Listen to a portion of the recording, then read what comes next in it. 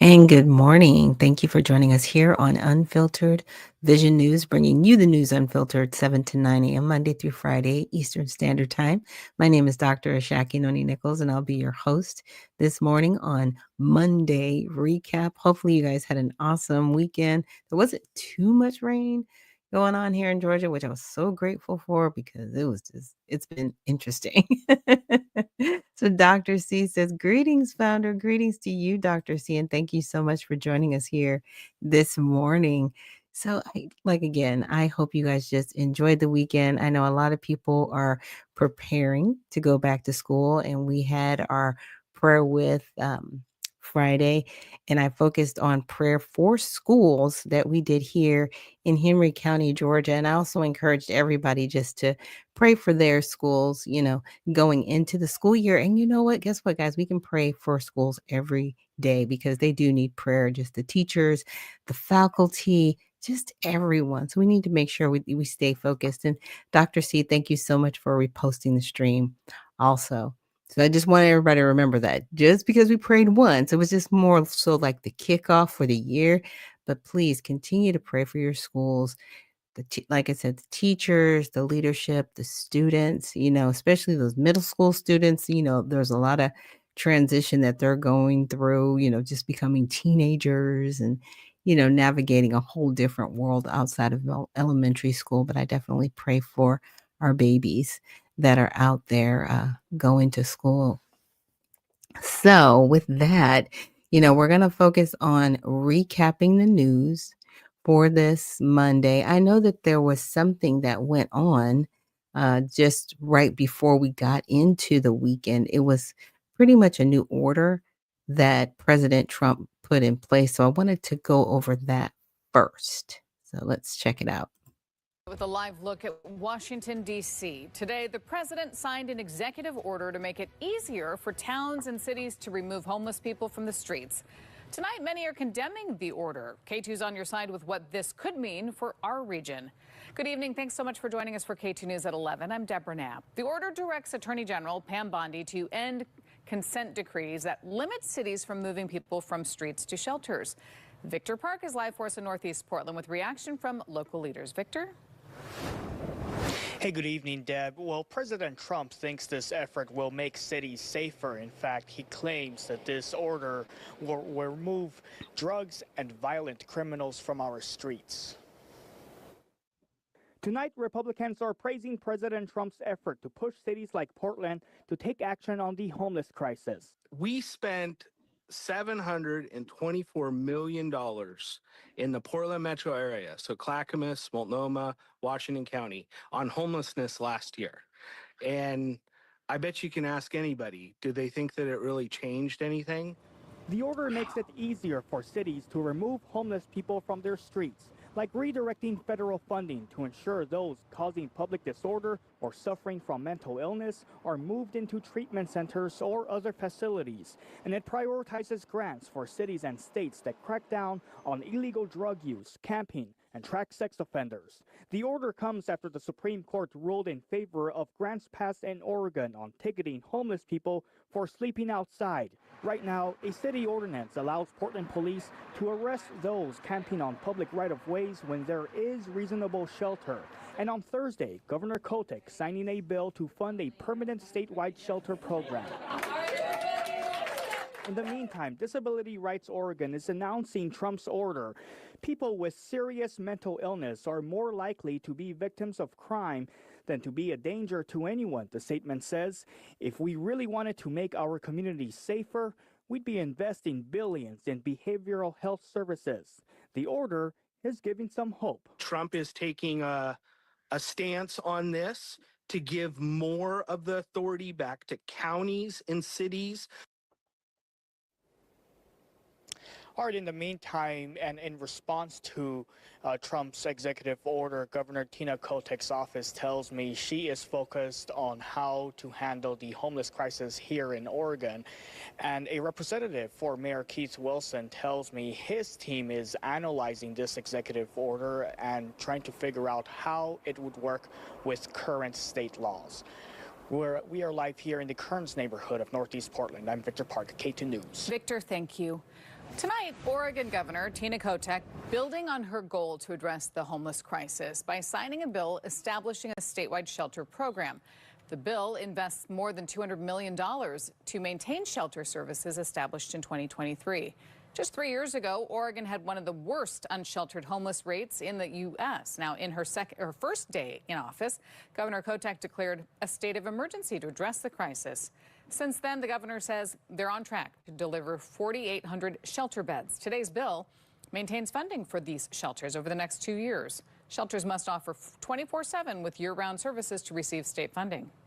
There's a lot of shelters around the state were higher barrier models that had sobriety requirements. You couldn't bring your pet, couldn't bring your partner. They were just unsuited in some ways, despite the good work they were doing, unsuited in some ways to tackle the scale and the scope of the problem that was in front of us. So Total funding is not the total amount that the governor originally asked for. Before the session, she asked for $215 million for the program. Certainly more resources are always helpful, but with that $204 million, people know what they're doing. They know how to do it effectively. The state will be divided into regions with a minimum of 1 county required in each region.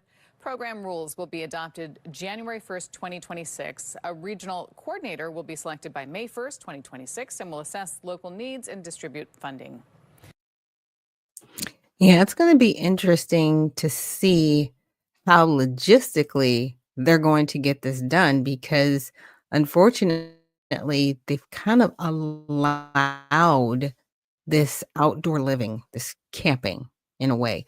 And I've heard some people say, once people have lived that way, it's very difficult to get them or reintegrate them back into society.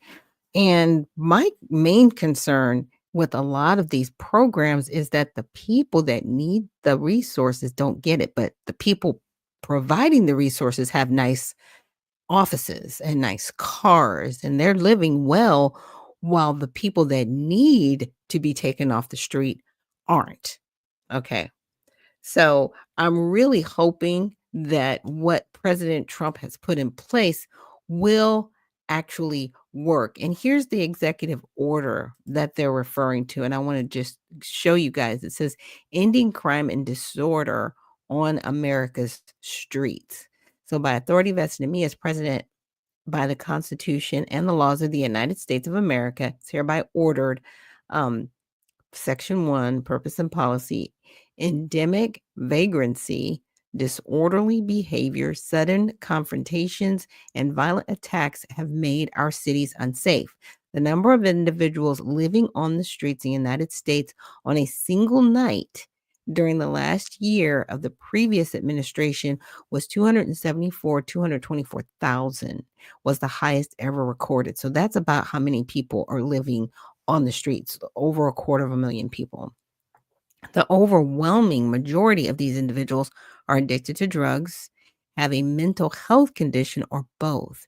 Nearly 2/3 of homeless individuals report having regularly used hard drugs like methamphetamines, cocaine, or opioids in their lifetimes. An equally large share of homeless individuals reported suffering from mental health conditions. The federal government and the states have spent tens of billions of dollars on failed programs that address homelessness, but not its root causes, leaving other citizens vulnerable to public safety threats. Shifting homeless individuals into long-term institutional settings for humane treatment through the appropriate use of civil commitment will restore public order. Surrendering our cities and citizens to disorder and fear is neither compassionate to the homeless nor other citizens. My administration will take a new approach focused on protecting public safety. And I appreciate this because what that opening says is true. It's interesting how the vagrancy has been allowed because they were like, well, people can't find a place to live, so we can't, tell them not to be on the streets. And I'm like, why aren't you doing more to get them off the streets when you have the resources to do it? That's been the crux of the matter and the problem. The behavioral institutions, sadly enough, some of the people that were there were being abused by the people that were supposed to be taking care of them. So we really have to do better as a society to care for people. We can't just leave people vulnerable on the streets, and then for citizens that don't have mental conditions, right? They just innocently want to walk the streets, have to walk in the streets in fear of being attacked by someone that may, like I said, may be on drugs, may have, a mental disorder. And that person with the mental disorder, all they kind of know how to do is attack or ask for help or whatever they're going through. And it is not a good situation. I mean, for California, for example, they spend billions of dollars and they have more homeless people. How does that even work? Like, you're spending billions of dollars to eradicate homelessness, but you have more homeless people? How does that? But the people providing the services, again, are making well over $300,000 a year in a salary. Why isn't the money getting to the people?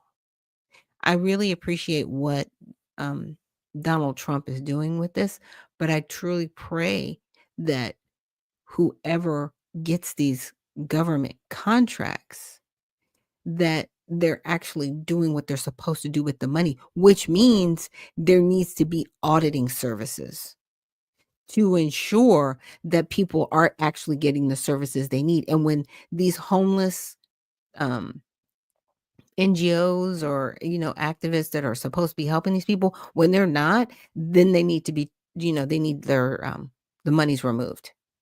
It needs to be clawed back if they're not going to actually do the work. But see, now they're giving the resources to the cities, to the counties. So there's no more excuse anymore for the next few years under this executive order. I don't want to hear it. Now, if there are states that actually turn down the money and turn down the help, then that will let us know that you don't care. In Portland, Oregon, yes, they do have a huge problem. And the man was like, yeah, they were saying, they couldn't be with their partner or they couldn't have their pets. I'm like, wait a minute, what are we doing here?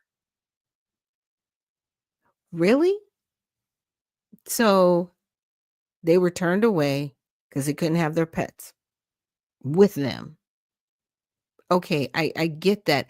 But the person would rather live on the street with their animal than get the assistance they need. That's a problem, right? And it's like, okay, so you would again, you would rather be on the street than be without your animal that you can't provide a housing for, and nor can you provide it for yourself. You can't do that. Now, what I would respect is actually, okay, they can't have their animal with them while they're going through the program. Is there a way for the shelters to maybe take their animal for the short time? They can visit with their animal, right? But their animal just can't be with them in the shelter. Like, there is a workaround. Did anybody think that through? No? Is it just me? And how many people are like that? Or they can't be with their partner? Yeah, a lot of these, they're not set up for couples. They're strictly for men or strictly for women. And there's a reason for that. It's safety. Okay. Especially because not everybody that's in some of these programs, they're not mentally stable. So yeah, they are kept separated. But this homeless problem, it's solvable. But we need to ensure that the organizations that get the resources to assist are actually using it for the right purposes and that they're not misusing the funds. So, Section 2 says restoring civil commitment. The Attorney General, in consultation with the Secretary of Health and Human Services, shall take appropriate action to seek, in appropriate cases, the reversal of federal or state judicial precedents and the termination of consent decrees that impede the United States policy of encouraging civil commitment of individuals with mental illness who pose risk to themselves or the public or are living on the streets and cannot care for themselves in appropriate facilities for appropriate periods of time, which basically means those individuals that are a danger to them and themselves that are living on the streets, they will have the ability to put them in a facility so they can get the care that they need. This is crazy. That should be happening anyway, but it's not. Provide assistance to states and local governments through technical guidance, grants, or other legally available means for the identification, adoption, and implementation of maximally flexible civil commitment, institutional treatment, and step-down treatment standards that allow for the appropriate commitment and treatment of individuals with mental illness who pose a danger to others or are living on the streets and cannot care for themselves. So this really outlines what's happening and the help that people can get. I don't see a problem with this, but I think people will have a problem just because they don't like Donald Trump. I'm sorry. He's had to write an executive order to help with homelessness because the states are so overwhelmed with it and probably don't feel like they're getting the support. But again, like I said, there are programs out there, but are those programs being audited to ensure that they are actually utilizing the funds in an appropriate manner to eradicate homelessness? We should be able to eradicate homelessness in 2 years with the resources that they're going to put forth on here. 2 years. That's all we need, guys. 24 months. Let's get this done. Or are we going to, stand back and, some people yell and scream because they don't like Donald Trump, refuse to take the money because they don't like Donald Trump, but leave people vagrant on the street and complain about that at the same time? I'm just saying, because this is where we're at in our society. They would rather hate somebody than learn to work with them. Now, I wasn't a super fan of Joe Biden, but if there was an area where I could see, okay, I can work with the administration here or there to get what's done best on the ground locally, then that's what I should be able to do. But see, we've forgotten that you don't have to like somebody to work with them. They've made this so personal that they've impeded themselves. So you're going to be so personal to not like someone. And like I said, you don't have to like them to work with them, but you're so emotional about it that you lose all sense of actually being able to get the job done for the people who really need it. And I think that's the saddest part of what's happening within our political climate that we're in today. So Section 3 says, fighting vagrancy on America's streets. The Attorney General, the Secretary of Health and Human Services, the Secretary of Housing and Urban Development, and the Secretary of Transportation shall take immediate steps to assess their discretionary grant programs and determine whether priority for those grants may be given to grantees in states and municipalities that actively meet the below criteria to meet the maximum extent permitted by law.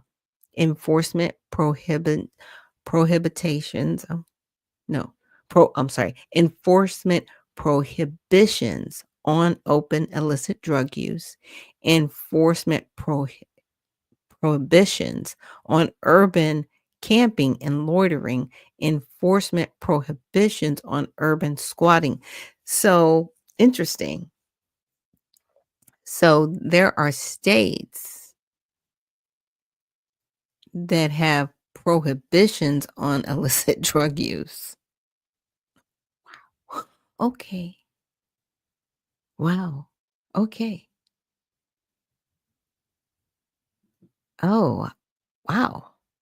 Okay, so enforce and where necessary, adopt standards that address individuals who are a danger to themselves or others and suffering from serious mental illness or substance or disorder, or who are living on the streets and cannot care for themselves through assisted outpatient treatment or by moving them into treatment centers or other appropriate facilities via civil commitment or other available means to the maximum extent permitted by law. Wow. So it's this prohibitions. I'm like, what? Let me read that again. Discretionary programs and determine whether priority for those grants may be given to grantees in states and municipalities that effectively meet the below criteria to the maximum extent permitted. So that means that people aren't enforcing prohibitions on illicit drug use. That means right now they're doing the opposite. But there are states that do prohibit drug use, right? There are, but there are some that aren't. And that's what I was like, whoa. So you literally have to bring up drug use, camping or loitering or squatting as a measure to get the funding, right? Because the state can be like, no, we don't allow it, but it's happening and we're just overwhelmed and we need help, right? Okay, I get that. But that means there's other states that are allowing this and they have to enforce these prohibitions in order to get the funding. I'm like, in places that aren't already enforcing it. That's all I'm saying. So that means it's going on. This is crazy.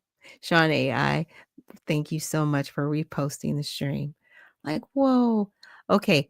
And sustainability, implement and comply with to the extent required the registration and notification obligations of the Sex Offender Registry and Notification Act, particularly in the case of registered sex offenders with no fixed address, including by adequately mapping and checking the location of homeless sex offenders, because that's happening. So some of these people, because they are sex offenders, they can't get a job. They end up homeless. They end up on the street, but they're still a danger to people, and people don't know where they are because they don't have an address. Like, this has become a whole dumpster fire. And again, I'm so grateful that the Trump administration, that they're pointing this out and they're actually doing something to fix it. So I don't want to hear it. Like, a lot of times, people from the Democratic, they don't care about homeless.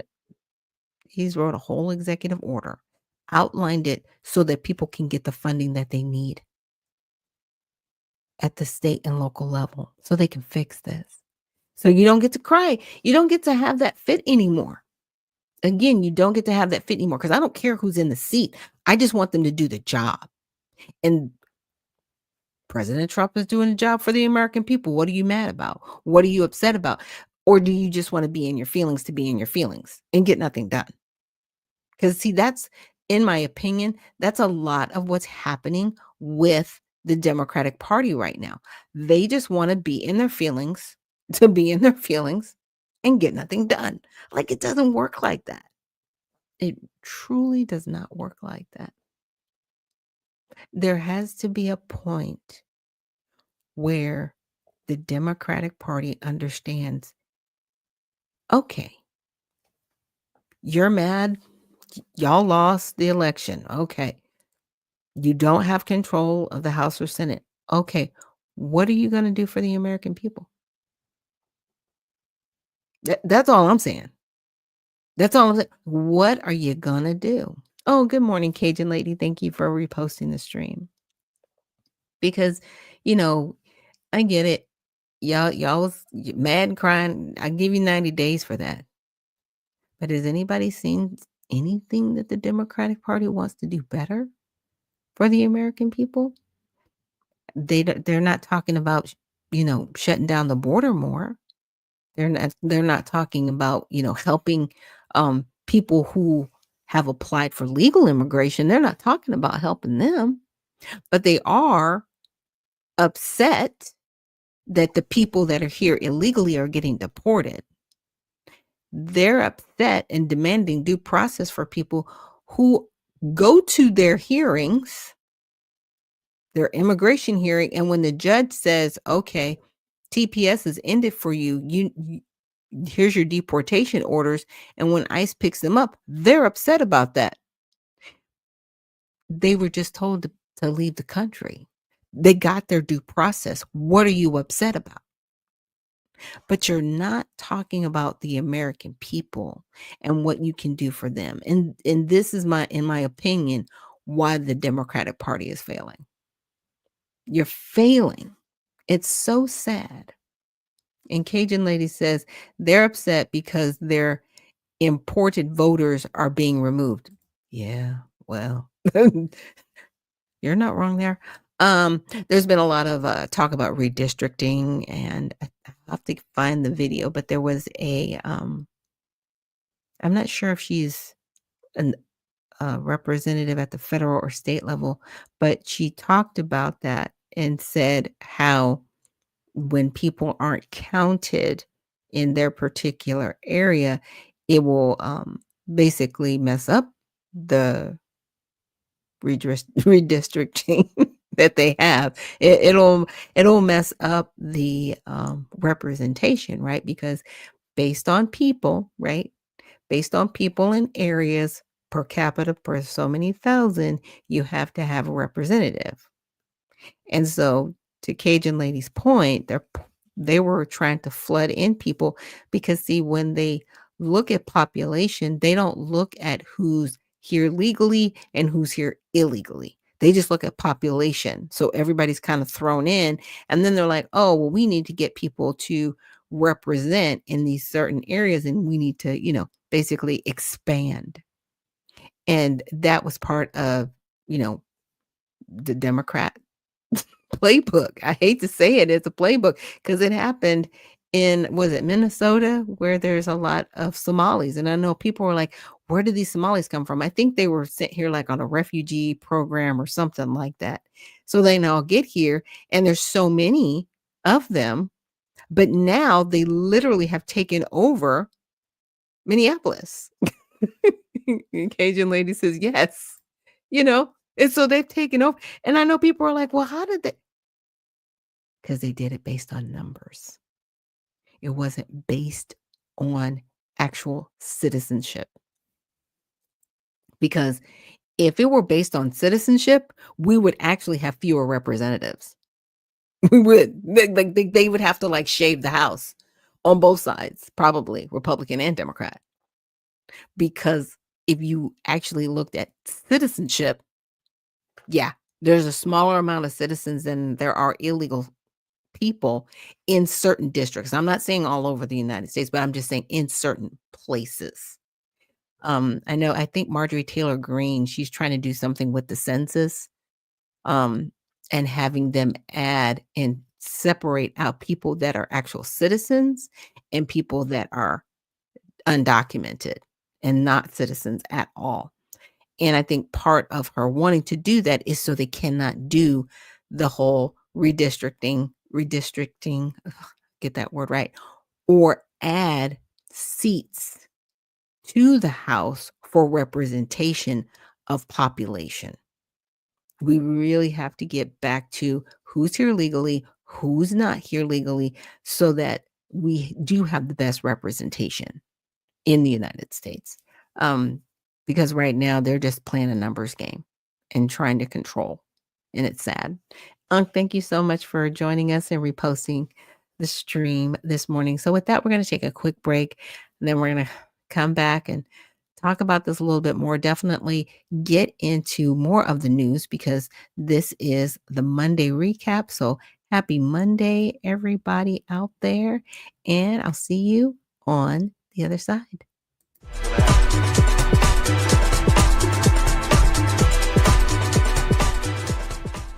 At All Sides, we believe unbiased news doesn't exist. To get more clicks and make more money, media outlets often report news with a left, right, or sensational slant, either to suit their own agenda or because by telling us what we want to hear, we'll come back for more. Several news outlets in the center do a good job of portraying both sides equitably, but for the most part, American news media is biased. Bias isn't necessarily a bad thing. The key is to get multiple perspectives. But making matters worse, social media and internet search results are heavily filtered, showing us the most popular opinion or results that match our preferences and make us happy. That means we're all living in filter bubbles, where we're only exposed to viewpoints we already agree with, making us less informed and less tolerant of different people and ideas. At All Sides, we give bias ratings for hundreds of media outlets. By freeing people from filter bubbles and providing different perspectives, we can all be better equipped to understand the world and each other. So how do we do it? All Sides has created a patented, fair, transparent process to rate the media bias of hundreds of news outlets and writers. We assess each media source and rate them as far left, center, lean right, or far right, allowing you to quickly identify different perspectives. All Sides is constantly evolving our media bias engine. The more you participate, the better our ratings will be, and the better our news coverage will be. Go to allsides.com to get involved.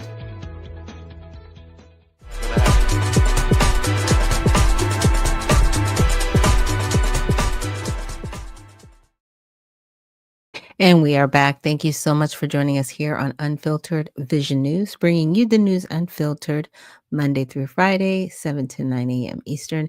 My name is Dr. Ashaki Noni Nichols, and I really wanted to just finish looking at the executive order that Donald Trump put forth.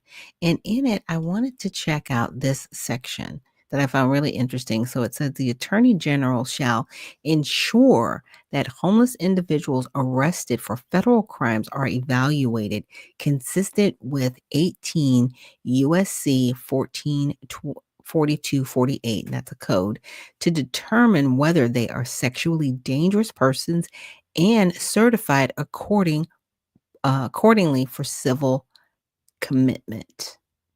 Take all necessary steps to ensure the availability of funds under the Emergency Federal Law Enforcement Assistance Program to support as consistent with 34 USC Code 50101 et sequia, encampment removal efforts in areas for which public safety is at risk and state and local resources are inadequate.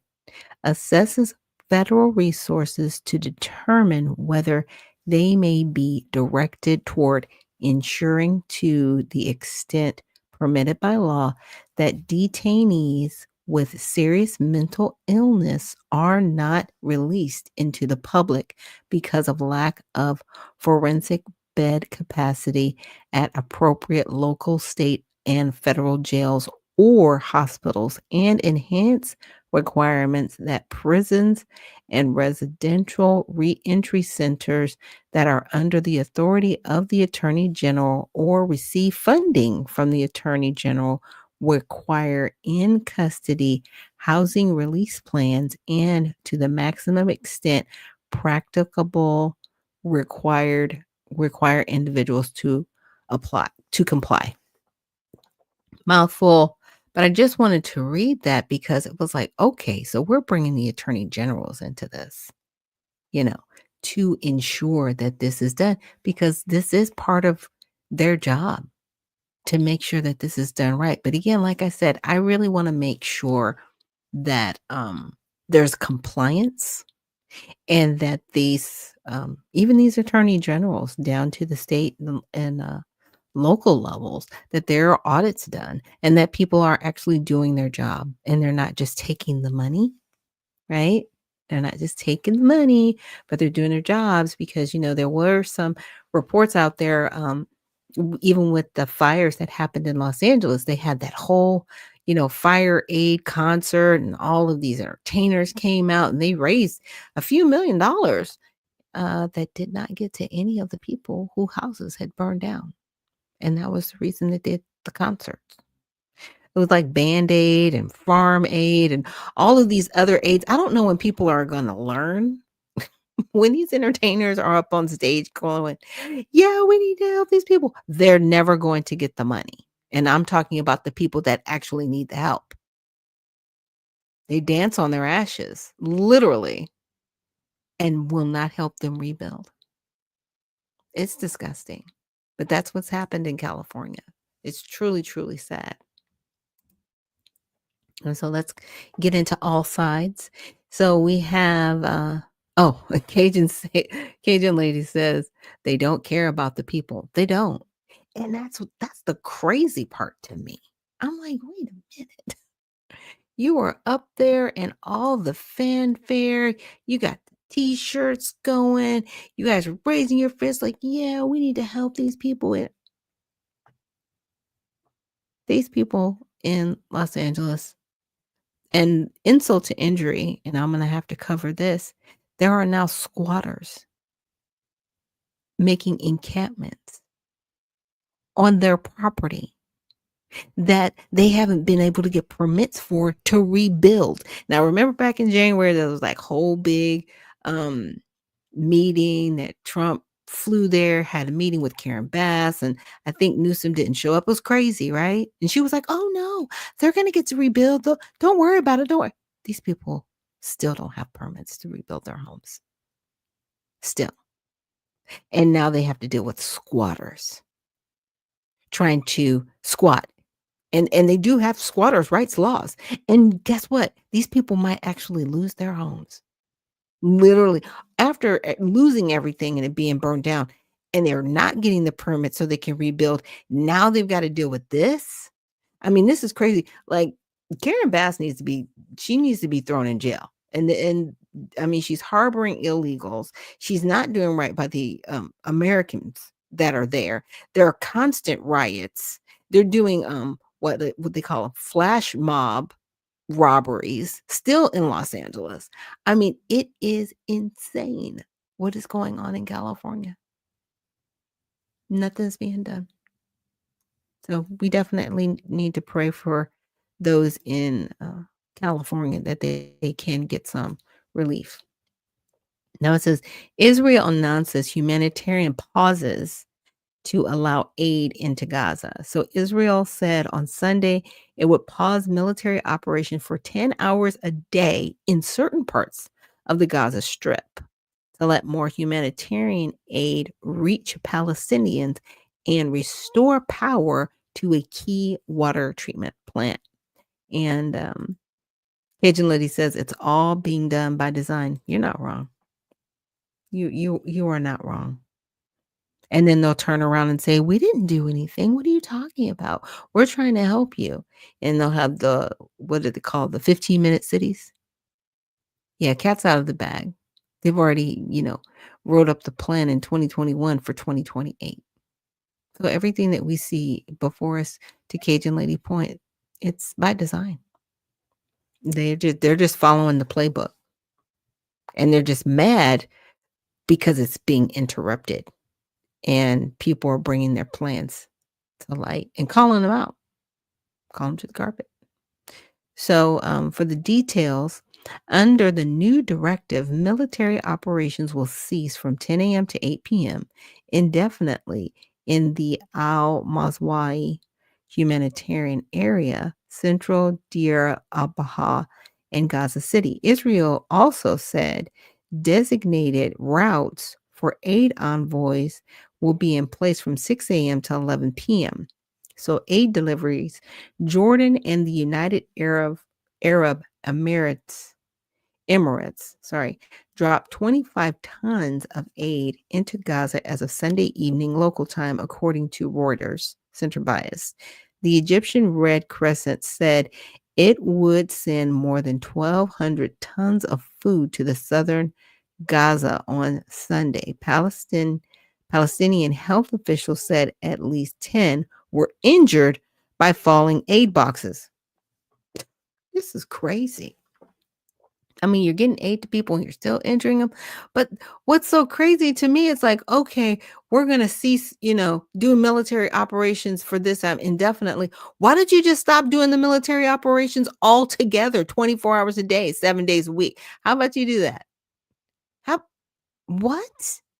Why? Why are, it's the incessantness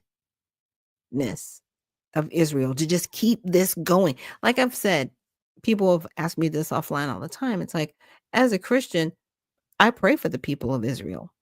But what I don't like is the government over Israel. They are trash. Yeah, I said it. They're trash. And they need to stop.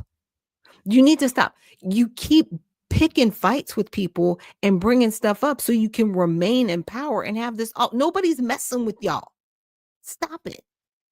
It's crazy.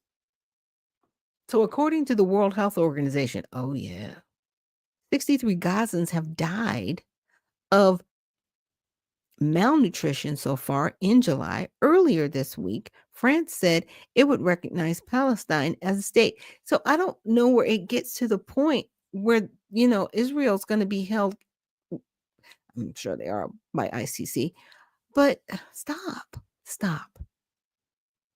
Nobody wants this. Nobody wants to see women and children dying. Nobody wants to see Israel picking a constant fight with everybody from all sides when you don't have to. By the way, stop this. Stop it. Figure out what peace looks like and do that. That's all I'm saying. Because this is getting old. This is getting bad. Now people are being injured getting supplies. This is insane. So, for key quotes, a press release from the Israeli military on Saturday read, in accordance with directives from the political echelon and following a situational assessment held this evening, the IDF has begun a series of actions aimed at improving the humanitarian response in the Gaza Strip and to refute the false claim of deliberate starvation in the Gaza Strip. Dr. Munir al-Boresh, Gaza's health ministry director general, called for medical supplies to be delivered as well and said, this truce will mean nothing if it doesn't turn into a real opportunity to save lives. Every delay is measured by another funeral. Israeli Prime Minister Benjamin Netanyahu said, whichever path we choose, we will have to continue to allow the entry of minimal humanitarian supplies. See, I'm sorry, but Netanyahu, he's got to step down. He's got to go. Because there's no reason for any of this happening. In my opinion, it needs to stop. It needs to cease. But this is how the media covered it. So outlets across the spectrum covered Israel's announcement on Saturday, though outlets from the right generally didn't offer as many updates on Sunday, whereas several mainstream outlets from the left and center continually updated reporting. Associated Press, it's on the left, noted Israel said the aid allowed would be minimal in its headline. Reuters prominently framed the news as coming amidst images of starving Palestinians that have alarmed the world. Like I said, it needs to get to a point where these leaders between Palestine and Gaza and Israel and everybody right there, you guys need to figure out what peace looks like and do that. Because nobody on any side, whether you're for or against Israel, for or against Palestine, for or against anything else going on the Gaza Strip, people just want to live in peace. That's it. But again, it gets back to the government and the leadership making sure that this happens.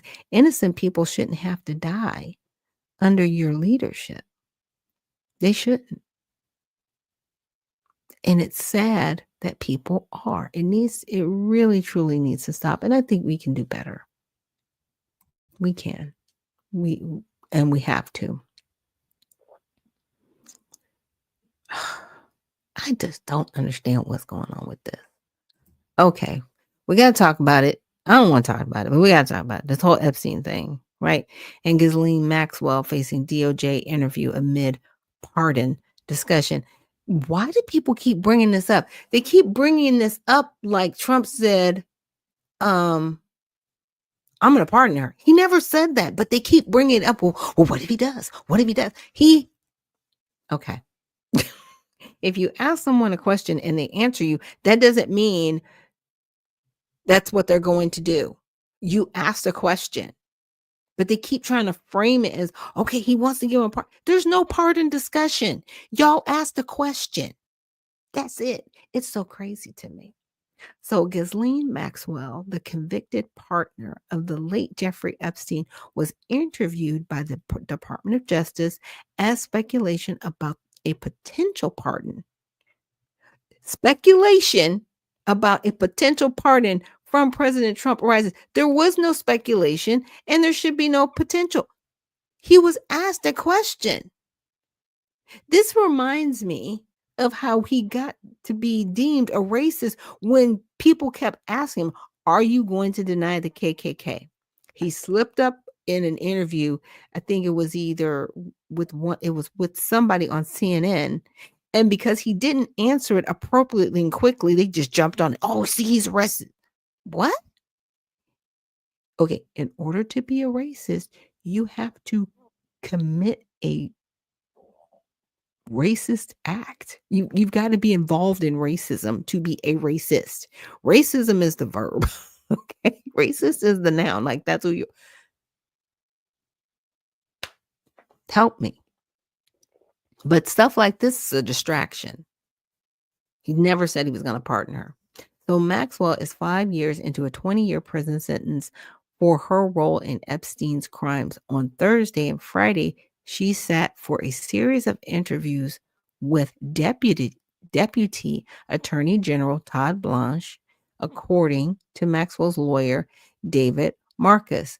She was asked about approximately 100 different people connected to Epstein and did not withhold any information. These meetings were held in Tallahassee, Florida, where Maxwell is currently incarcerated.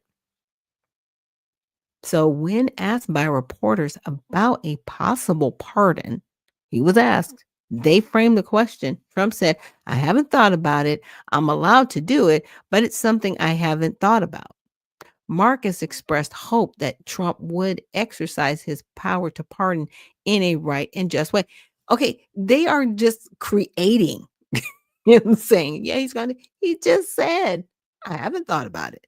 So if he hasn't thought about it, why do y'all keep putting words in his mouth as if he did? But again, they've done this already. This is how he became a racist, y'all. This is how this happened.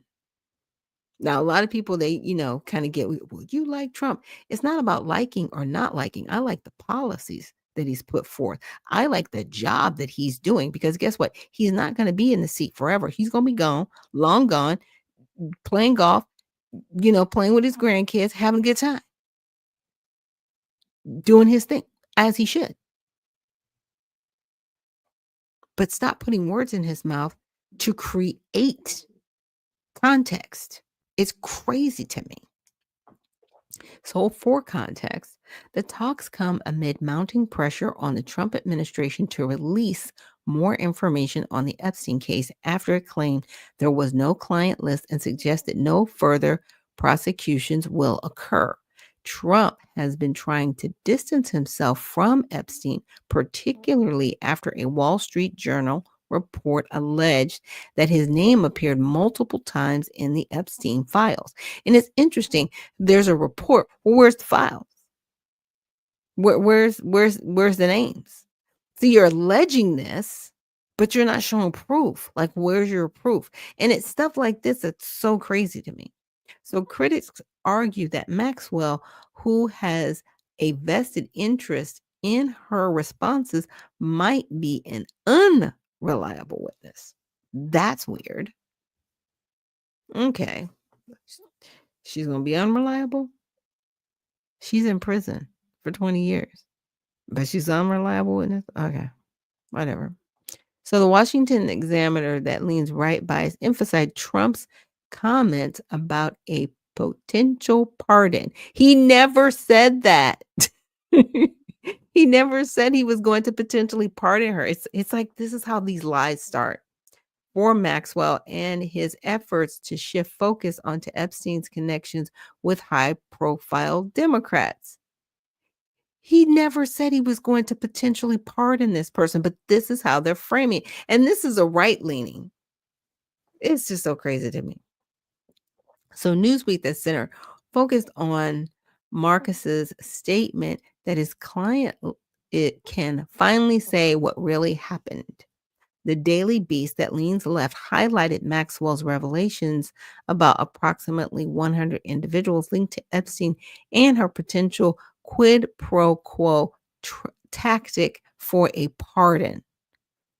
There was no tactic. The DOJ questioned her. And this is why nobody really cares for typical media. They don't. This is why some people don't want to go to the Daily Beast and Newsweek and all. I mean, I'm glad they're covering the news, but do it the right way. Do it the right way. Y'all just want the clicks and the likes. And that's what we're doing. You clickbait. Y'all are clickbait news people. It's like, stop that. So the U.S. government now accepts Venmo to help pay the $37 trillion debt. Okay, I got it. Okay. I know this got to be clickbait because that just sounds crazy. How is that going to lower the debt? But we'll see. So the U.S. Treasury Department began accepting voluntary payments to help pay off its national debt of about $37 trillion. The Treasury Department's Bureau of the Fiscal Service now accepts payments through various digital services such as Venmo and PayPal. Additional payment options are available via credit, debit, and bank account transfers. The Venmo option has reportedly been in place since February, but it was widely recognized on Tuesday due to an ex-post from NPR's With That Leans Left Bias, Jack Corbett. So for context, donation pathways to reduce debt are not a new government motion, but the Treasury Department methods are modernizing with newer technologies. Donations have reached nearly 70 million since 1998, but U.S. debt has concurrently risen about 30 trillion. So here's how the media covered it. News outlets across the political spectrum did not frame the move positively or negatively, but rather took the opportunity to emphasize dramatic national debt increases in recent years. Both the New York Post that leans right and The Verge that leans left referenced Trump's One Big Beautiful Bill Act. The Post highlighted potential economic successes of the bill, while The Verge suggested after the passage of Trump's Big Beautiful Bill, the debt is likely going to get even higher. Newsweek that center did not mention the bill, but instead framed the move as a further digitization of government services. Well, and they just passed the Genius Act as well. So, what's really going to bring in our debt is obviously, spending less, even though they've made the investment into America, and that's what we're raising. But you want to spend less and make more and bring more in, and that's hopefully what the tariffs will do to kind of offset our debt, so that we're not in such debt, right? That's supposed to be what happens here. So with that, we're going to take a quick break. And when we come back, we're going to continue to get into the news, right? And I have one more video to share with you guys. So again, thank you for joining us here on Unfiltered Vision News, and we will see you on the other side.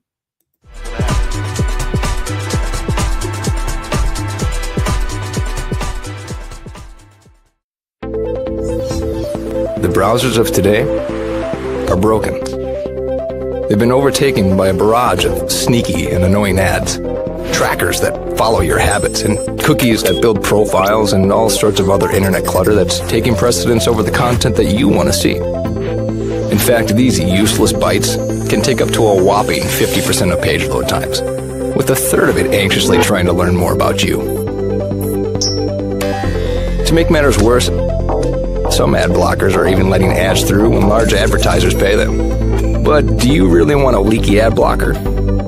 It's because of these very reasons that we developed Brave, a new browser that kicks internet crud to the curb and makes it faster, safer, and better to surf the web than your current browser. With Brave, everything you need is built right in.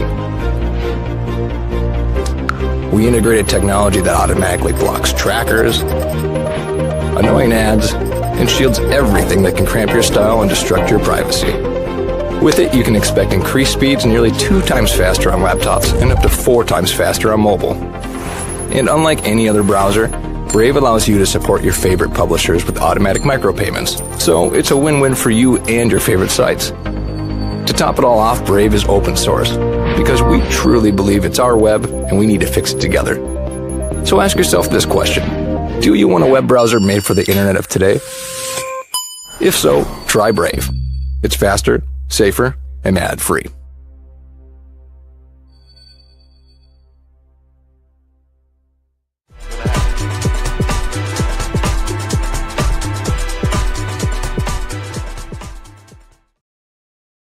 And we are back. Thank you so much for joining us here on Unfiltered Vision News, bringing you the news unfiltered 7 to 9 a.m., Monday through Friday. That's Eastern Standard Time. My name is Dr. Ashaki Noni Nichols, and I will be your host. So thank you so much for joining us here this morning. And I have a quick video to share with you guys as we get into the next segment. Party is on the brink of extinction. A new Wall Street Journal poll reveals that the Democrat Party's favorability just hit the lowest point in the poll's 35-year existence. And this is like the 9th or 10th publication that's polling shows the Democrats at a historically low approval rating. And this bleak reality is starting to set in with the Democrats. Gavin Newsom goes on a podcast and melts down over the hopelessly dysfunctional state of the Democrat Party, and the head of the Democrat National Committee, the guy in charge of organizing the entire Democrat Party, admits that they have hit rock bottom. As always, like the video and subscribe to the channel, but I think the best way to kick off this video is to show you a clip that illustrates better than words ever could why the Democrat Party has this low approval rating and why they're on the brink of extinction. Halcyon people, this is all for you.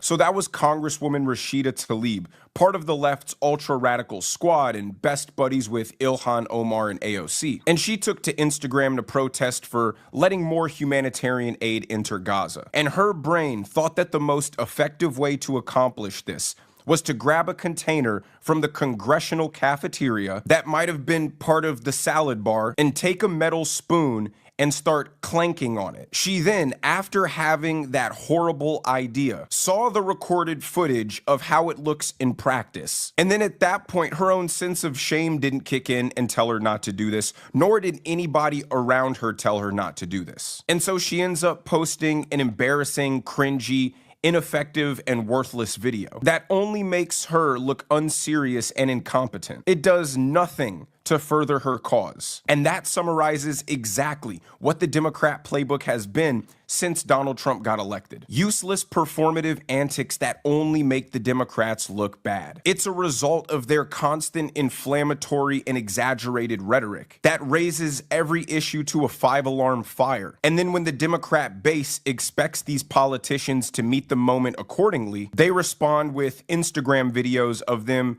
clanking around a metal container. And it's causing Democrats, who are pretty shameless people in their own right, to feel this extreme secondhand embarrassment. Every time they get on television, they fearmonger that Donald Trump is eroding the Constitution in real time. He's an active threat to democracy. He's ushering in fascism. And the most the Democrats can muster up to oppose this is record-long childish interruptions by Hakeem Jeffries and Cory Booker. Now, here is the head of the Democrat National Committee admitting that the Democrats are on a path towards extinction and are currently at rock bottom. That the majority of Americans believe that the Republican Party best represents the interests of the working class and the poor, and the Democratic Party is the party of the wealthy and the elites. And sure enough, the only two groups that we overperformed with in the last election cycle, college-educated voters and wealthy households. That's a damning indictment on our party brand, and we do have a brand challenge there.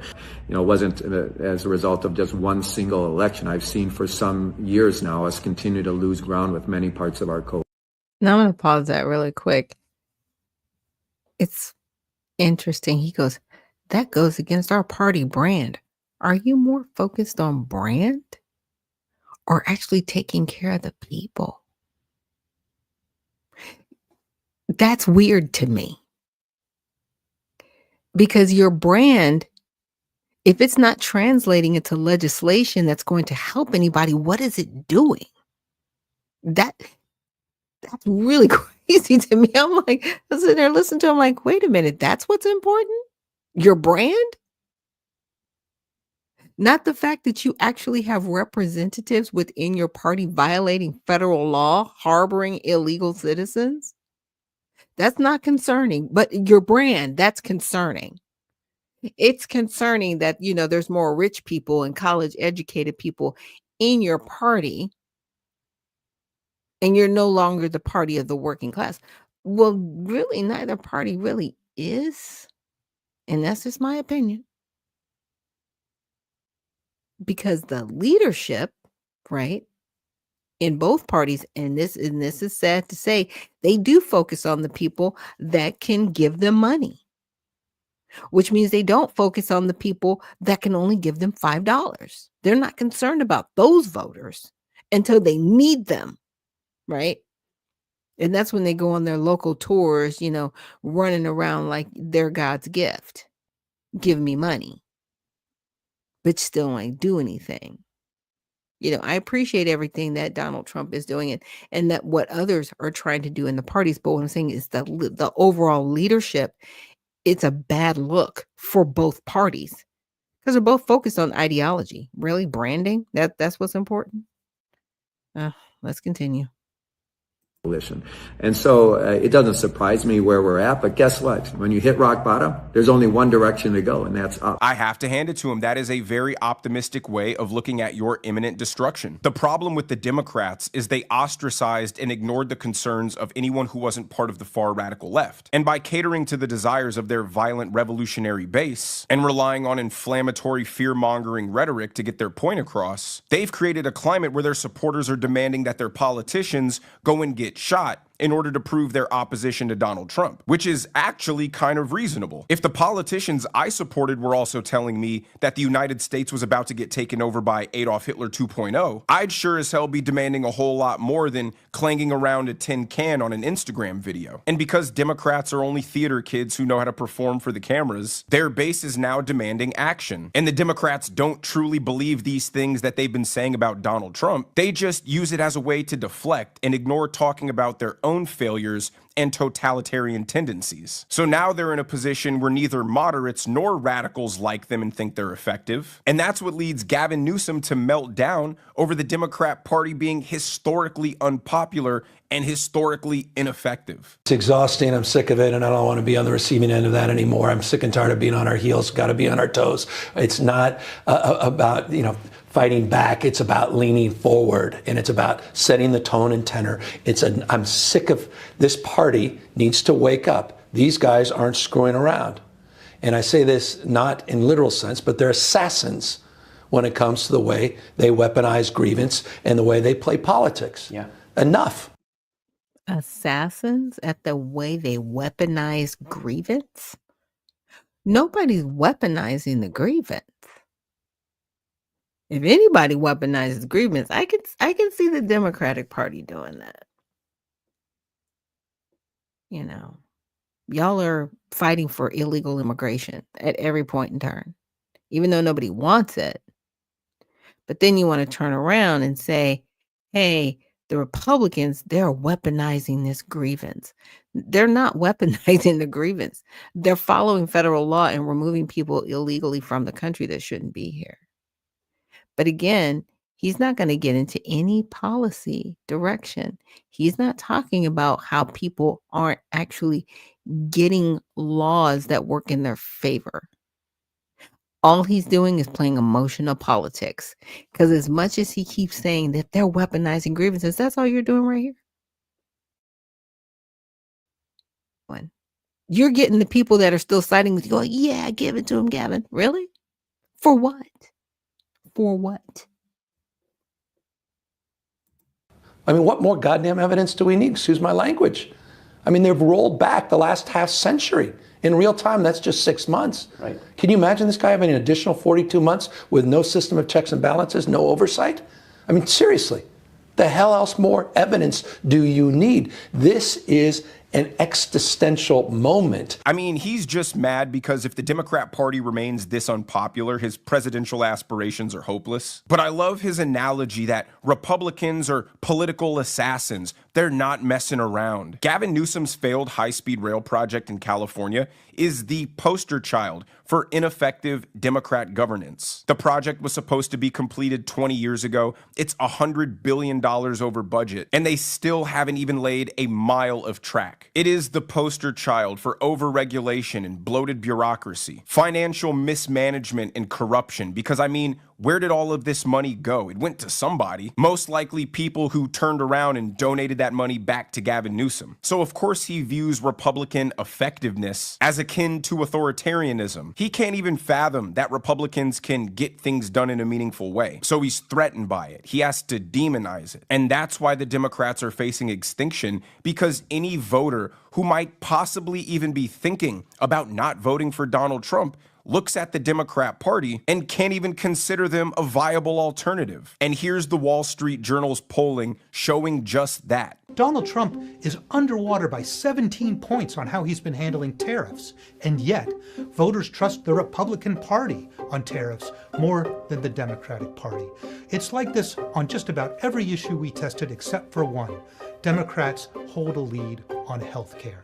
Even on the issues Donald Trump is most unpopular on, the Democrats are still far behind him. It's like the voters are saying, okay, Democrats, make your case why I shouldn't vote for Donald Trump. And they'll say, well, he's a fascist, he's a Nazi. And the voters clearly in November weren't convinced by that argument. They told you with their vote that your panicked outrage and emotional blackmail wasn't enough. And so now that the voter is saying, I don't need to hear about Donald Trump, my opinion has been formed on him, what about you? What do you stand for? They get Rashida Tlaib clinking around a metal container and putting it on Instagram. And they're like, all right, Donald Trump it is, I guess. And that's why the Wall Street Journal's poll showing Democrats' approval rating just hit its historic low, just like it has at every other publication. Watch. In our survey, 47% of voters say that the economy is excellent or in good shape. That's a very strong number. It's up by double digits from our last survey in April, and it's the most bright view of the economy in any of our polls dating to 2021. 63%. That may be the most important number in our new Wall Street Journal poll, and it's a number that should scare the Democratic Party. That's the share of voters who hold a negative view of the Democratic Party, and it's 30 points higher than the share who have a positive view. This is the worst image rating that Wall Street Journal polling has found in all of our surveys dating to 1990. This is a party that's brand is very tarnished. The Democrat Party is dorky. It's whiny, it's childish, it's ineffective, it's un-American, it's cringy, it's embarrassing. And for the small minority of people who are fine being all of those things, they see their politicians as not radical or self-sacrificial enough. They're throwing a tantrum because American Eagle, the denim company, is back to using attractive young ladies to model their clothing instead of using morbidly obese, blue-haired feminists with septum piercings. Their stranglehold on culture is gone, and they don't know how to operate in a world in which they don't have total control and dominance over the narrative, where you have to succumb to the will of radical Democrat ideology or else. All of the protests you see are senior citizens who are getting paid because they have nothing better to do on that Saturday, who still watch the mainstream news and are brainwashed that they're actually being told the truth. But outside of a few brainwashed ex-hippies who just want another cultural fight to engage in, their actual real-life support is non-existent. There's no energy there. This last clip I'm going to show you is both extremely hilarious to us, but humiliating beyond belief if you're a Democrat. Take a look. Democrats threw a party today and no one showed up. What the is up? Let's go! So some ground rules. I don't think that this will be super necessary because you all seem really cool, smart, and hot. Who the are we? And why are we here in a panda head? I also have had a long-term feud with former presidential candidate Marianne Williamson because she sucks. Memes change people's minds. So what's a meme, huh? Come on, people. Look alive. So you've got Rashida Tlaib clanging her cafeteria container. You've got Hakeem Jeffries giving long-winded, annoying Southern Baptist-style sermons on the House floor. And you've got guys in giant panda heads at political events telling the crowd how hot they are. They're just a deeply unserious party who, like Panda Man said, think the real world is just a fanciful collection of memes. They're going to keep declining in popularity, especially until they can pick a direction. Are they going to commit to going further left? But that's going to demand violent action and a blood sacrifice to their radical terrorist sympathizing base. Or do they move more towards the center? But they'd have to risk changing their entire party platform, disassociate themselves from all of the woke radical policies that turned off the moderate voters in the first place. But that would be a substantial risk because they'll certainly lose the radical left vote block, but may not gain the centrist moderate block because large swaths of that demographic have already counted them out permanently. That is why, despite the incumbent party typically losing seats in midterm elections, it looks like what the Democrats might actually get is a Republican supermajority. But let me know what you guys think down in the comments section below. If you enjoyed the video, make sure you hit that like button. Make sure you subscribe to the channel if you haven't already. Yes, and this is Brandon Lehman, Lehman. Definitely give him a follow on YouTube. But yeah, I mean, what do you guys think? They are digging a hole for themselves. And to his point, parties do tend to lose seats in a midterm election, but they are going so full bore with policies that just don't help America. They just don't. And I think that's where a lot of people are, even people that are Democrat are like, okay, I'm not going to vote against my own self-interest, even though I do want representation, right? I want to make sure that we are a nation of laws. You do still have Democrats like that in the Democratic Party. They don't want to be Republicans. They want to be a Democrat and they want to see their party do better, which I'm like, okay, that's fine. I get you. But the problem is the people that have the microphone, right? And they're pushing for things that are very socialist, very communistic, very demonic, right? And for the people who don't have the microphone, it's almost like it's speaking for them, right? And they're like, you don't speak for me. I don't agree with that. I want to be a Democrat, but I don't want that. And it's really sad to see that destruction in the party. And it's happening in the Republican Party as well. They see people as rhinos that have the microphone, and the people at the grassroots don't want the people that are rhinos to have the microphone. They want a true Republican Party, and I can understand that. Like I brought up Maria Salazar last week. This is a Republican House member who wants to, put forth the Dignity Act, where she basically wants to circumvent immigration law and put a law in place that rubber stamps and okays people being here illegally, saying, oh, yeah, just pay a fine.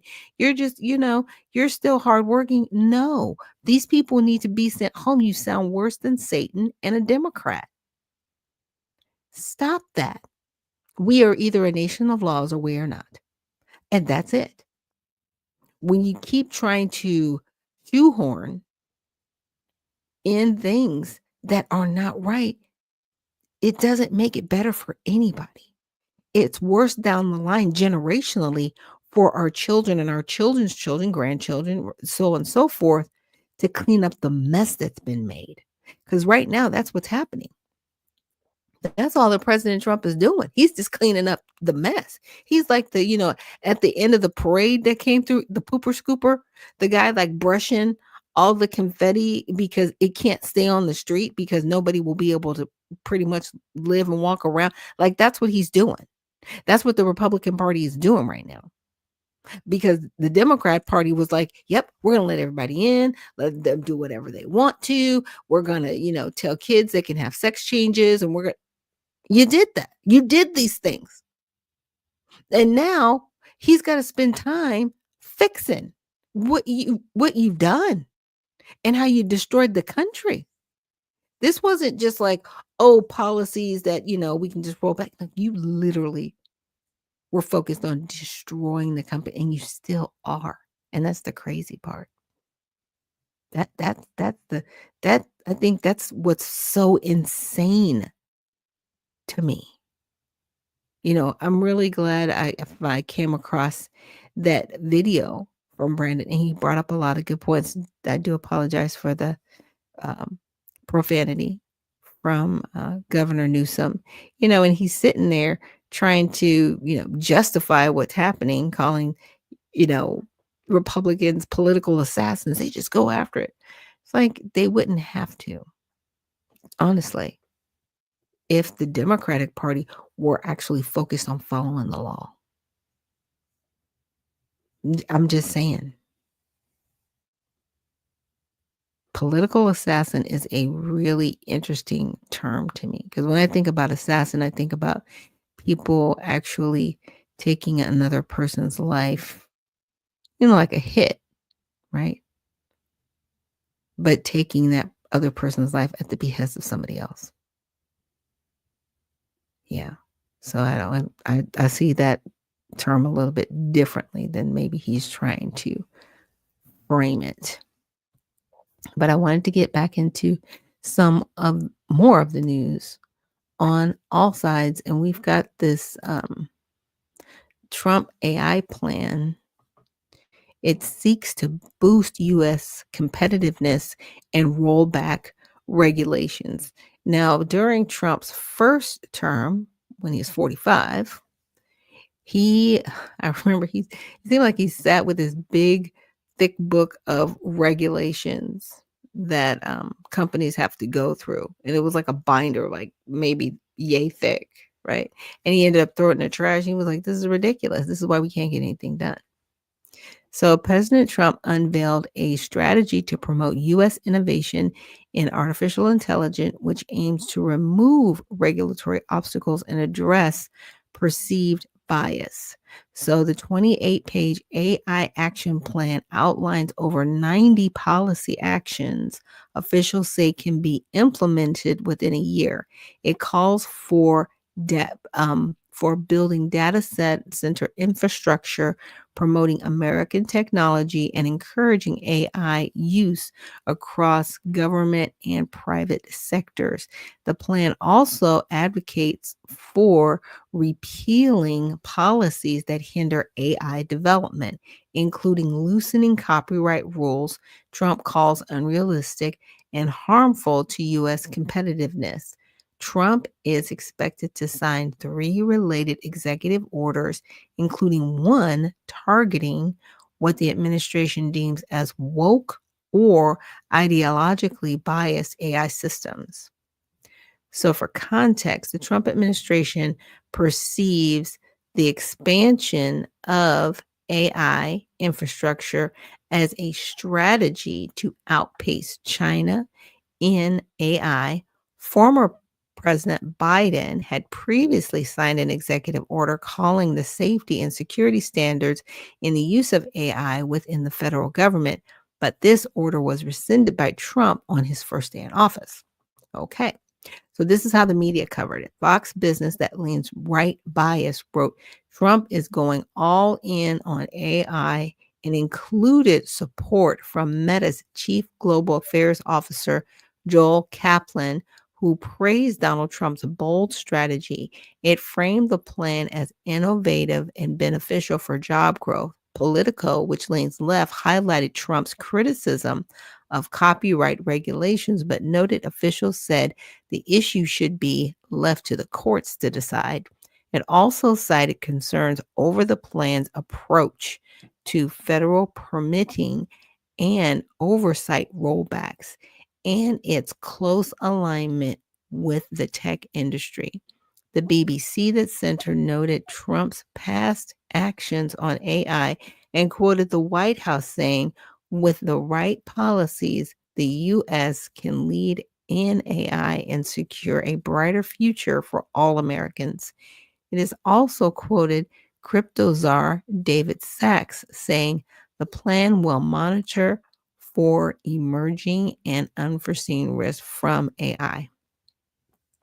And, the thing about AI, and somebody said it best, I'm glad they reminded us, they still can't be plumbers or carpenters or electricians or even mechanics. There are still some things that humans are needed in areas in, even within administration. I know that, AI is good, but it's still a tool that needs to be used, and people need to know how to use it as a tool and not be fearful and just say, oh, it's going to take over our jobs. It will take over our jobs if we allow it. It's what we allow. And I can see where, rolling back some of these regulations might help, but we still need to have infrastructure in place to monitor, to make sure that we do not lose sight of what we're using AI for, right? It's just like with everything that, comes around that's technology, you have to account for it. Like, when cars started being driven as opposed to people being taken around with a horse and buggy, right? That was innovation that came around, but nobody foresaw all the traffic, right? Nobody foresaw tearing down whole communities to build highways. No one accounted for that. And so we do actually have the technology to forecast. What will this look like in 5 years? What will this look like in 10 years? And what can we do to mitigate, right, other industries not suffering, but actually being able to flourish with the advent of AI? I don't think anybody really looks at that. They get into their feelings about it and they get fearful. And it's like, come on, this is going to happen regardless. We can either learn how to work with AI, right? Or get off the grid. You got choices. I'm just saying, you do not have to live on AI. And that's the one thing that AI can control. That's always cracks me up. It's like, hey, AI can't control that. It can't. It cannot. Okay. AI is what you allow. And if you want to live off the grid, no computers, none of that, different type of you totally have that right. And you can do that at your pleasure. Nobody can force AI on you, which is kind of cool. So, come on. The White House cannot pull the view. Ugh, hilarious. White House hints at pulling the view after Behar comments. So the Trump administration suggested it would cancel ABC's The View after one of its co-hosts, Joy Behar, joked that President Donald Trump was jealous of former President Barack Obama. Really? That's the straw? after all the things that have been said on The View. And guess what? There's a lot of these shows that are being canceled, unfortunately, and that's really sad. I'm not gonna say it's not. Um, and it's due to viewership. So the White House may not have to do anything because yeah, and they've been up to being on the chopping block for a while. So it's been crazy. So during Wednesday's episode, Behar criticized Trump, saying Obama is everything that he is not. The White House responded saying Joy Behar is an irrelevant loser suffering from a severe case of Trump derangement syndrome, and she should self-reflect on her own jealousy before her show is the next to be pulled off air.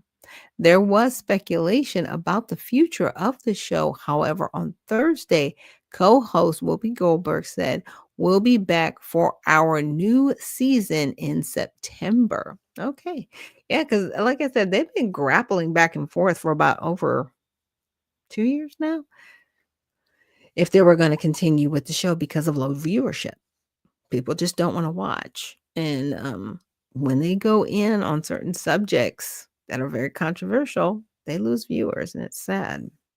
So earlier this week, CBS, that leans left bias, announced it would cancel The Late Show starting in May 2026 after comedian and political commentator Steve Colbert criticized a settlement between Trump and Paramount Global, CBS's parent company. So CBS said in a statement that canceling the show was a purely financial decision, which it was because they had been talking about it for a few years. So Trump also criticized South Park, another Paramount Global show, after it aired an episode mocking his administration this week. In July, Paramount Global agreed to pay $16 million to settle a legal dispute with Trump, arguing its interview with former President Kamala Harris. Wow. Wow. So y'all remember that whole, it was kind of crazy. So they interviewed VP Harris, then they edited her interview, then they aired it. So now it says Paramount Global agreed to pay $16 million to settle a legal dispute with Trump regarding its interview with former Vice President Harris. So he won that, y'all. They agreed to settle. So they knew they were wrong. And they shouldn't do that for anybody. It doesn't matter. Anybody. But they really were in the tank so hard. They're lucky that they've settled. Because honestly, I would want to see their license pulled. I want to see the licenses pulled on networks, especially broadcast networks like CBS, because they are so large and they do have such a reach. And they're owned by Viacom, by the way. Even though, yeah, Paramount's a parent company, they're still owned by Viacom. Yeah. They're engaging in behavior that violates, the what's it, the FEC, the Federal something commission, yeah, that FEC. So yeah, you did all these violations and you're paying us a very small $16 million is nothing, in my opinion. They're a multi-billion-dollar company, but they should have their license pulled. And they should not be allowed to air anything at all, in my opinion. That's me. Because of what they're doing. They're politicizing their network. They did that. Or pull 60 Minutes and don't allow it to air anymore for what they did on their network. They made their network, but that show completely illegitimate. Like, I used to watch 60 Minutes and enjoyed, some of the information that they brought. Like, okay, this is good stuff. I can't watch it because I know it's not legitimate information. It's manufactured information. And that's legit. Y'all settled. You basically caved and said, yeah, they did that. Oh, well, what should we do? How about take that show off the air and never let it air again? And, the people that did it should be held liable, and they shouldn't be working anywhere near news ever again. Period. You don't respect the American people. You don't respect the platform that you've been given to give people information. You should be gone. That's my opinion. So this is how the media covered it. The New Republic that's left framed Trump's response as a way to get his approval ratings back up after The View mocked him mercilessly. And this is how they almost got taken off the air, by the way. Yeah, because people are sick of it. People want to hear about things, but they're tired of them arguing about Donald Trump. They really, really are. But it's funny.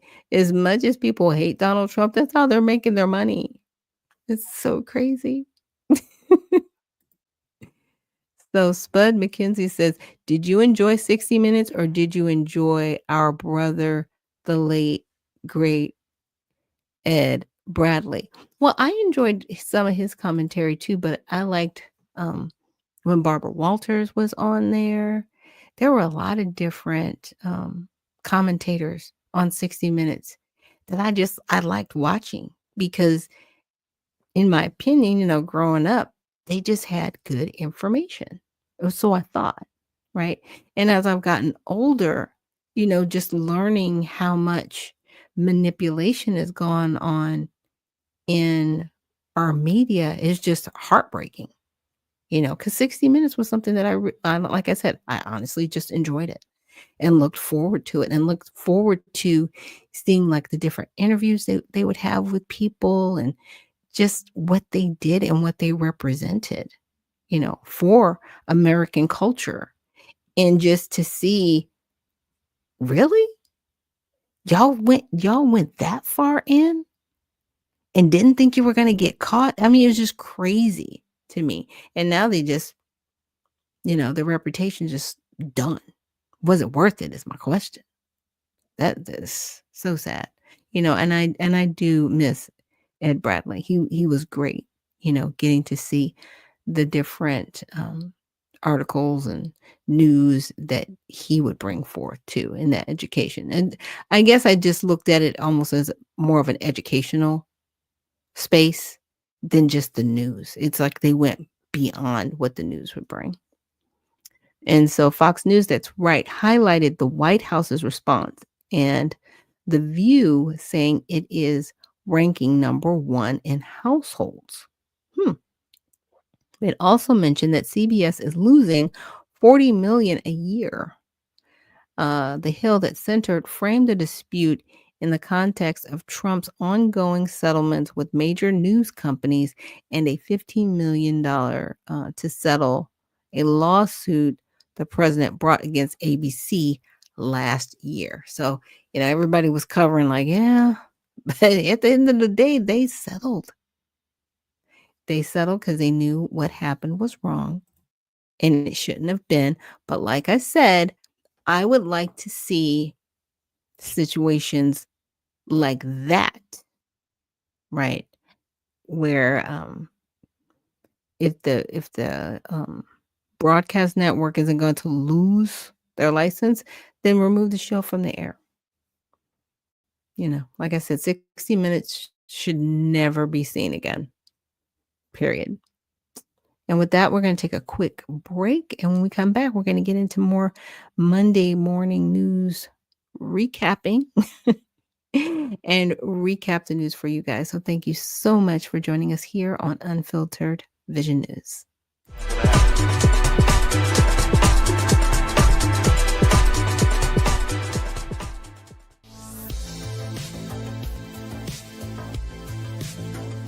We've unified our end-to-end encrypted services to make them easier to use together, because privacy should be the default for everyone. With the new Proton ecosystem, you can add events to Proton Calendar automatically when you accept an invitation.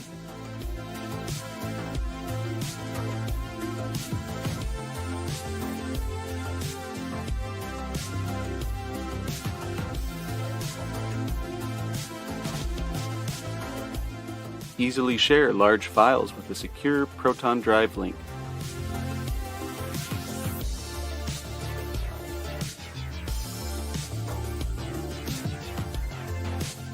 Send secure Proton Drive links privately with Proton Mail.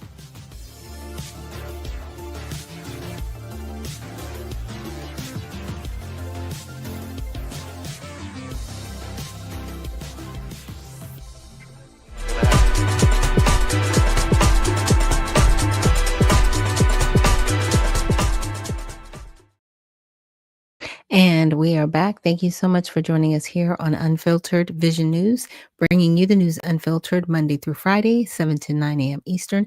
My name is Dr. Ashaki Noni Nichols, and I will be your host. And we have a comment from Black Flag. He says, Black America, great, wonderful day. Enjoy. And thank you so much for that message. And also to Spud McKenzie, you actually joining us from YouTube. So thank you so much for joining us live there. And I wanted to pick up this story. I don't know if it's picked up a lot of traction, but I was like, okay, because now, the DOJ sues NYC and Mayor Eric Adams over sanctuary city policies. So you got the state and the city now being sued by the DOJ. And remember when Trump got in office, Tom Homan went to New York and talked to Eric Adams and said, hey, we're going to need you. We're going to need your help on this. And of course, Eric Adams at that time, he was like, oh, sure. Yeah, I'll help. Yeah, because he was, we'll read through this. But yeah, he was in some hot water with the FBI. So now where does this leave Eric, Mr. Adams? Because he's, trying to run for mayor again. Really? Like, I don't know what's happening in New York, but oh my goodness. Okay, so the Trump administration sued New York City on Thursday. So that would have been the 23rd? Yeah, of July. Okay. Arguing that its sanctuary city policies infringe upon the federal government's authority to enforce immigration laws, which they do. So the lawsuit alleges that the city's sanctuary policies are designed to protect unauthorized immigrants from federal law enforcement and violate the supremacy clause of the Constitution, which establishes the federal government's jurisdiction over immigration. The suit targets Mayor Eric Adams and the city's policies that limit cooperation between local law enforcement and federal immigration authorities. Before I read on, where is this going to leave those like 25 attorney generals that are coming after? I think they filed a lawsuit against the Trump administration. I'm like, what's going to happen with y'all? This whole thing is crazy. Oh, good morning, April Showers. Thank you so much for reposting the stream. Yeah, this is about to get really crazy, you guys. Super, super duper crazy. And Shamashan, thank you so much. She says, good. Yeah. I'm like, wow, this is crazy. So, sanctuary laws aim to protect unauthorized immigrants by restricting local cooperation with the federal immigration enforcement. So, critics argue that such laws hinder immigration enforcement operations. At the same time, proponents say these policies make cities safer by allowing police to focus on serious criminals rather than arresting people for simply being unauthorized. That's laughable because a lot of these unauthorized people are killing people. That's why we have the unfortunate law that had to be made for Lincoln Riley. Because in New York City, they let that person go and that person came down to Georgia and took that baby's life. There is no other options. The law is the law. It needs to be followed. So, and it allowed for an environment that fosters trust between authorities and immigrant populations. This lawsuit against New York City is the latest in a series of legal actions taken by the Trump administration against sanctuary jurisdictions following similar lawsuits against Los Angeles, Chicago, and 4 of New Jersey's largest cities. So this is how the media's covered it. The Daily Wire focuses on the alleged dangers of sanctuary policies, suggesting they enable the release of countless criminals into the city. In contrast, the New York Times, that leans left, highlights the political dynamics between Adams and the Trump administration, as well as the implications for immigrants. The outlet also cites arguments in support of sanctuary laws, such as protecting individuals who have been accused but not convicted of crimes and ensuring unauthorized immigrants can access services without fear of deportation. Newsweek detailed sanctuary policies in question, outlining both the Trump administration's stance and the city's response. Let's see if I got any more feedback. So Shama Shun said city council too. Okay. And she also says, we all suing. Okay. Understood. And what's crazy about this is how people are still defending people that are here illegally. They're like, well, they're not committing crimes. I'm like, they already committed the crime. They crossed the border here illegally. They're undocumented. Undocumented equals illegal activity, equals criminal behavior. These are not the best people in our country, period. And they just seem like, oh, well, walking across the border, that's not a crime. Yes, it is. And it's your first act as somebody coming over here to the United States. You've let us know we can't trust you.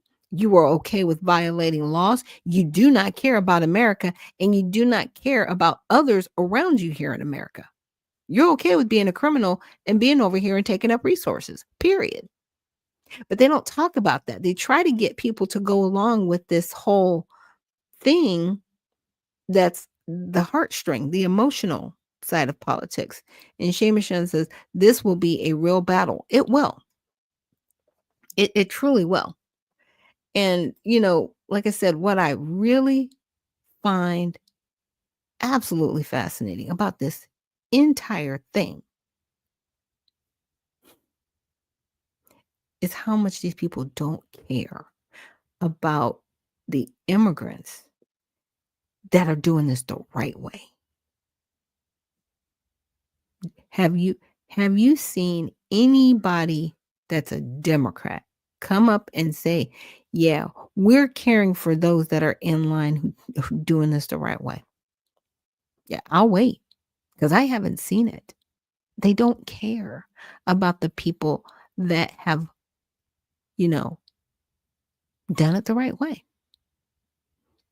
I've actually, I've sent my letters in to the DOJ and DHS recommending for the investigation of Illinois, New York, and California governors and mayors, the governor of the state, and then these mayors of these large cities like Los Angeles, Illinois, and New York, and how they are in violation of Title 8, Section 1324. They are harboring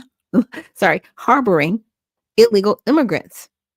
So for the Trump administration to sue them, that's great that you're suing them, but they need to be investigated in regards to Title 8, Section 1324, just giving you a little bit of help. Because it takes us as the public to demand these investigations, even though the Trump administration is suing, which they can all day long. But if they're not bringing them up on charges, but that's where the people, us, right? We are the people, not just me, but you too. We have to say, investigate for this. specifically. And guess what they have to do? They have to do it because they work for us. And I sent it with lots of good notes and information and backup. Yeah. And Shamashan says, expose the payoffs. And she says, thank you for your written follow-up. Yeah. Investigate. Yeah, because that's what we have to do. And the only way that happens is if we do it, right? We have to do the investigating. And we have to send it to the appropriate channels so they know, oh, okay, this citizen is asking me to investigate. Well, let me look into this. Let me look into, what she's bringing forth, right? Which I said, Title 8, Section 1324. I'm like, they're harboring these illegal aliens.